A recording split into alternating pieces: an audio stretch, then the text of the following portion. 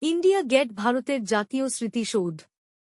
এটি ভারতের রাজধানী নতুন দিল্লির কেন্দ্রস্থলে অবস্থিত। এটি দিল্লির অন্যতম দ্রষ্টব্য স্থান।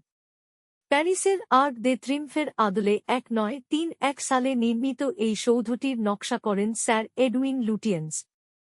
আগে এর নাম ছিল অল ইন্ডিয়া ওয়ার মনুমেন্ট। প্রথম বিশ্বযুদ্ধ ও তৃতীয় ইঙ্গ-আফগান যুদ্ধে নিহত 9,000 ভারতীয় সেনা জওয়ানদের স্মৃতিরক্ষার্থে এই স্মৃতিসৌধটি নির্মিত হয়। এটি লাল ও সাদা বেলেপাথর ও গ্রানাইট পাথরে তৈরি।